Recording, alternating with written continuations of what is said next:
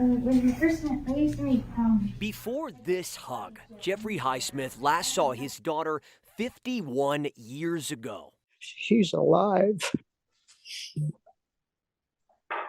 And I just cried like a baby. The name Melissa Highsmith only existed in the memories of her family and on bulletins like this. Kidnapped in 1971, right out of her mother's apartment in Fort Worth by a woman who responded to a newspaper ad to babysit Highsmith, who at the time was just 22 months old. I keep having to pinch myself to make sure I'm awake.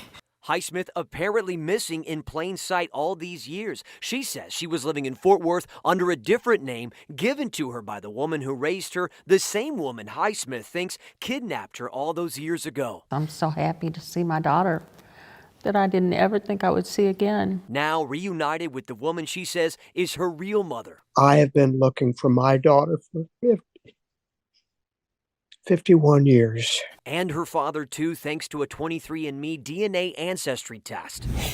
But where does the criminal investigation go from here? Will the woman who Highsmith thought was her mother while growing up face charges? We all would like to see some form of justice. It's just in a case like this, I don't think that's going to take place. Former Assistant Dallas Police Chief Craig Miller says the statute of limitations in Texas gives police little to work with. Fort Worth PD telling us the possibility of aggravated kidnapping charges expiring when Highsmith turned 38.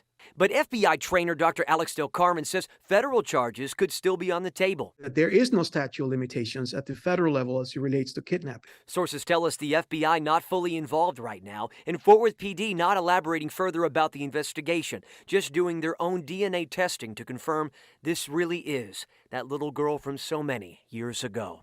In Fort Worth, I'm Matt Howerton.